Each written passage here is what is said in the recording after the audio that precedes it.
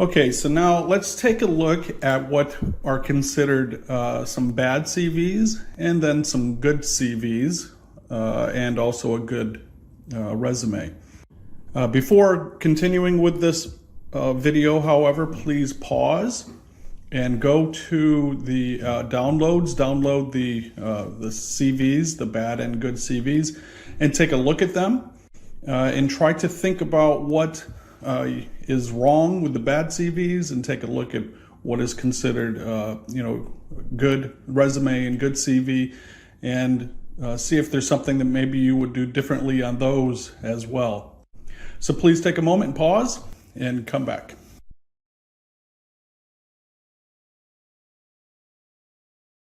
Okay, so let's first take a look at bad CV example number 1. Some of these things should be quite obvious. However, let's go ahead and cover these just to be on the safe side. As you can see at the top, we have curriculum vitae. Obviously that's not needed, so we don't need to put curriculum vitae up here. Instead, of course, we should put our contact information, right? So this candidate does have their contact information down through here. As you can see, there's no email address, so we're trying to reply to them through email obviously wouldn't be able to happen. They also put their date of birth. Remember, you don't need to put your age or your date of birth on your CV. That would go on an application form. That's something that they would probably ask for on an application, but you don't need to put it on your CV. Also, you don't need to put the word address. They can tell that it's an address. The other thing is, if the very top thing that they start with is hobbies. Where's the work experience? Where's the education? Those come later, but why would you start, a CV with hobbies? And then they put pictures, some clip art. Obviously, that's not something that you would want to put on a CV. And then when we get down to work experience, it's misspelled. A couple different ways it's misspelled, obviously. And it's very easy to fix things like that. All you have to do is right click and then, change it. So misspellings are not acceptable. Remember that, please. And then here's another one, deliver. Obviously it's so easy to fix spelling mistakes. There's really no explanation for any job duties that this person did for this work experience. Even though 2 years work experience is pretty good, there's no real explanation. They could go on by saying delivered newspapers in a professional way, always on time, something, make it sound better than just deliver newspapers. All jobs are important jobs, remember that. You just have to explain them a little bit better. And then again, when we get down to education, there's, too many colons here. It's only secondary school. However, where was the school? What's the name of the school? What city or town was it located in? What country? And then you get down to the subjects that were taken. This guy, I guess maybe he went to school in England, or unless he means English class. And then maths, French, he put French twice, misspelled sciences, and then put IT stuff. What is stuff? Nobody knows what stuff means. And then he has etc. Etc. doesn't belong on a CV. And then again, he ends it with some clip art that we obviously don't need. Okay, so obviously this type of CV would not be acceptable. If a HR department saw a CV like this, they would probably immediately disregard the applicant. And also the fonts. The fonts are not consistent. You want to make sure your fonts are like Arial or Calibri or something that's consistent. You don't want all these different kinds of fonts. Okay.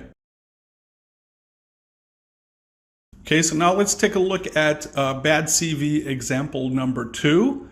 As we can see on this one, it's really, really difficult to read. I believe this name is Hannah Mills, maybe Hannah Mills. And Hannah Mills starts right out with, obviously very bad font. So you want to make sure, again, like I said, to choose a font that is easily readable. You don't need to use italics as well. You don't need to include this. Make it simple. Use a consistent font throughout again. So let's change all of this so we can actually read it a little bit better. Just for the sake of this video, just for the sake of this lesson. So now that we've changed it and we can read it, HR departments would not do that, by the way. If they see a bad font and they can't read it, chances are they're going to just toss it in the bin. They're not going to pay attention to it. So now let's take a look at the actual CV itself. And I'm assuming it's a CV because it's starting with education first. So Miss Hannah Mills does not include any other contact information. This obviously is, troubling. How would we be able to get a hold of Hannah Mills? Let's scroll down and see if, there's no contact information at all. So unfortunately, her CV means nothing. HR departments are not going to, look in the phone book or look on the internet or something and try to find where Miss Hannah Mills lives. Okay, so let's take a look at what is on the CV anyways. And it starts right out with, a long description of what she likes to do. So Hannah likes to dance. But what is the objective? There's no real objective here. We don't know what she wants to do with her career. So, contact information aside, we don't have a good objective either. Now let's go down to education. When we see education, we can see that she has actually completed quite a bit of education. So that's a good thing. She doesn't put where this happened, however. Remember you're going to want to put city or town and the country where you actually got the education. Here's a misspelling. She's misspelled a word. Learn. And she also started with the first education rather than the latest education. Remember, you'll want to put things in chronological order, starting with the most recent. So this is another mistake. Actually, we see this mistake quite a bit, but make sure that you put the most recent education first and go in chronological order backwards. Okay, and then she has some work experience. Even though she says, I don't have much work experience because it's been quite hard to find stuff to get paid to do. So there isn't, she doesn't have any work experience here.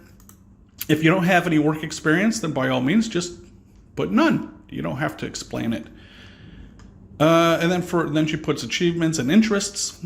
So these are in the right order as far as achievements and interests. But because it's a CV, work experience, this part right here should be last, right? So her education should have come first, and then her achievements and interests, and then her education down here on the bottom. Again, this is a CV that would be disregarded. Namely, number one reason would be because there's no contact information. So now let's take a quick look at what is considered a good resume. And remember that there is a difference between a CV and a resume. As you can see, the contact information is at the top. All of the contact information that would be needed to contact Jack Jones is right here for us. We don't have to look for it. He also puts an objective because he says an excellent communicator with experience in a customer service role. So this is what he wants to do. He's looking to expand on these skills via customer service role in the retail sector. So we know what he wants to do, what his objective is. The next thing that we see is that he has work experience, and he puts these in chronological order. Even though he's kind of doing two jobs at the same time at one point, still that's not a bad thing. And then he puts his key skills and achievements and his interest, and then he puts his education. And again, it looks like he's still doing some kind of educational pursuit, and he puts references available on request at the end. It's very concise. He uses bullet statements in order to explain his experience, and so this would be considered a good resume. So now let's take a quick look at what would be considered a good CV, and we know it's a CV because education is first. We have Miley Hanover's contact information at the top, all of the information that we would need to get a hold of her, so that's good. Next, she has an objective. She is an administrative support professional seeking a position that will utilize her versatile office management skills. So that's very good. We know exactly what she wants. And again, she puts her education on the top. She has put it in chronological order, starting with the most recent. She has put some relevant courses that pertain to, the job that she's looking to gain. And she put her skills. She separated her skills into office skills and computer skills, so that's pretty good. She also listed some achievements.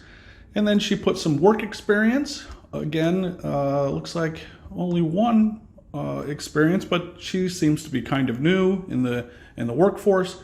But that's pretty good because she also has some highlights. She's really expanded upon her capabilities on the job, and she also put references available upon request. So again, this would be considered a good CV. This is someone that you might want to call in to have an interview with. So that's a look at some bad and good CVs and resumes.